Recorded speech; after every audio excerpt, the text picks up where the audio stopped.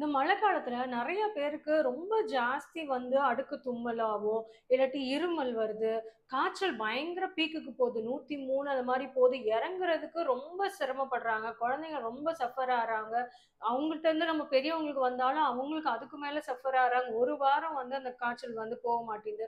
இந்த மாரி இருக்கும்போது முக்கியமா பார்த்தோம்னா, அந்த இருமல்ல தான் ஸ்டார்ட் ஆகும். ஒரு இருமல் வந்தது, தொண்டையில தான் யூசுவலா அந்த சளி எல்லாமே ஸ்டார்ட் ஆகுது.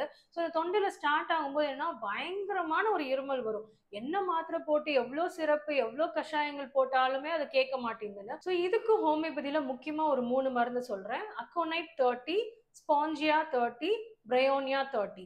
இதுல உங்களுக்கு எந்த மருந்து கரெக்ட்டா சூட் ஆகுது அப்படின்றத உங்க ஹோமியோபதி டாக்டர் வந்து சூஸ் பண்ணி உங்களுக்கு குடுக்கும்போது, உங்களுக்கு இருக்க தொந்தரவு மத்த தொந்தரவு ஏதாவது இருந்தது, சைனஸ் ப்ராப்ளம் இருந்தது, காய்ச்சல் இருக்குன்னா, அதையும் நீங்க மென்ஷன் பண்ணீங்கன்னா, அதுக்குள்ள மருந்தும் வந்து உங்களுக்கு எது சூட் ஆகுதுன்றத பார்த்து குடுக்கும்போது, இதுலருந்து முழுமையா வந்து வெளிய வரலாம். சில பேருக்கு காய்ச்சல் சரியானாலும், இந்த இருமல் வந்து பல மாதங்களுக்கு இருக்கு.